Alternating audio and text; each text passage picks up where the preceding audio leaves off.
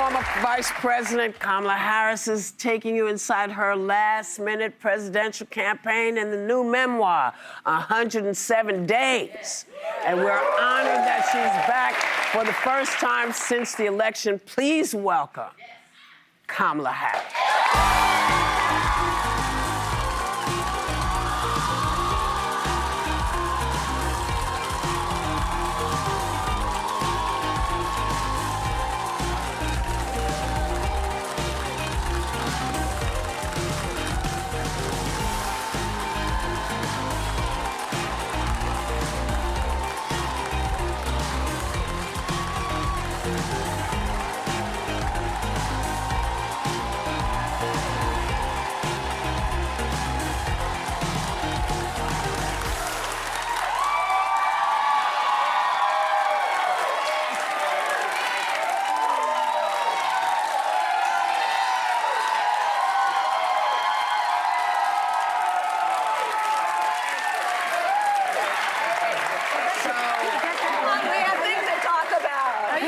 Wherever you go now?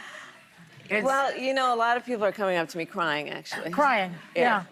I would be crying. Yeah, but that was just me. Yeah, that's true. That's true. Well, it's... Hi, guys. Hey. Hi. You know, Hi. this is just wild to have you here today. Yeah. It's just wonderful to see you. It's good to be with you guys. Thank you. Because it's been almost a year since the election. Yes. We're going to get into everything that's been going on since. You look good. Thank you. That's very kind. Getting some sleep these days. How are you? I am well. Thank you for asking. I am well. I feel very blessed. My family is well. And, you know, in spite of everything that's happening in the world, I don't have any complaints. Oh, that's good, yeah. You know? Well, let me take you back a little bit. There seemed to be so much momentum after President Biden stepped aside. There was a renewed sense of hope for Democrats, honestly, for everyone. It felt like there was this great option. Money was pouring into the tune of $1 billion. There were huge crowds at your events. And then election night came. Yeah. And it was 2016 all over again. And there's even a picture in the book that shows you and your husband when it appeared things weren't going quite the way maybe many of us had thought. What was going through your mind as the results came in? So that chapter in the book was probably one of the most difficult things that I had to reflect on and write about.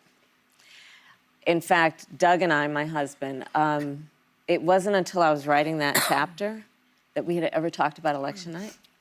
Oh. We had never talked about election night. It felt traumatic? It was that traumatic. We had never talked about election night. So I'm writing it and I'm thinking about it. And, you know, and there were a number of people who I could kind of like, what was your, you know, like the different perspectives of a moment. And that's when Doug told me that he had been out campaigning with my brother-in-law in Pennsylvania, and we met back up in D.C. And I remember him being a little out of sorts, but there was so much happening.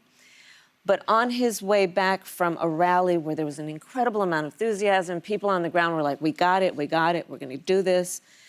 And then they talked with a mutual friend of ours who was over at Fox News in the war room, who had been hearing about data that suggested things were not looking great in Pennsylvania. And the way I write about it, I mean, my poor husband, so he didn't want to put that on me. He went upstairs and he basically went in the shower and prayed that it was not going to be a bad night. And it was, you know, my family was there, everybody was there. I've always on election night done family and friends and dinner. But that night, I grieved in a way that I have not since my mother died. And it was, the pain was, it was not at all about losing a race. I knew what it was going to mean for the country. I was going to say for the family. And that's how I felt, for the country. We all agreed. I knew what it was going to mean. But I knew. Yeah. And all I could say over and over again is, my God, my God, my God.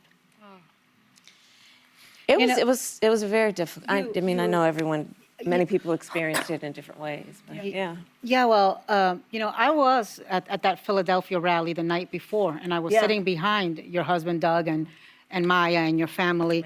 And I remember hugging them and them telling me, we got this.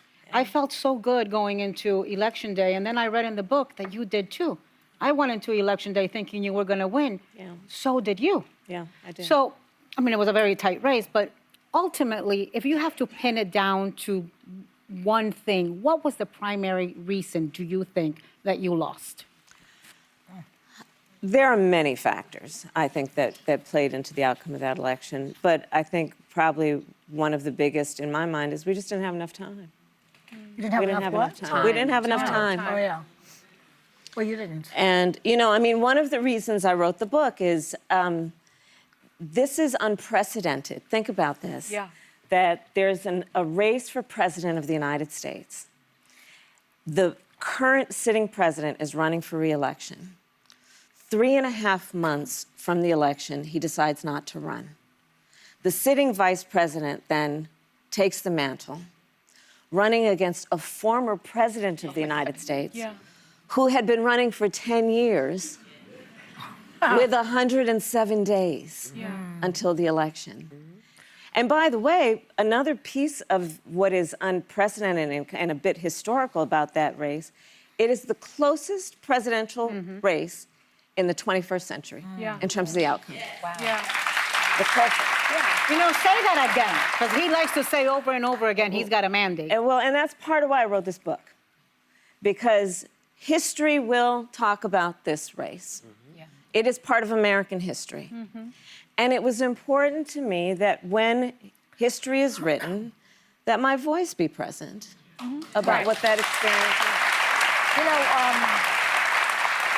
A lot of people, I'm included, and President Biden also, think that a lot of it is about racism and sexism. And those are the reasons that you really lost, not because of the time thing.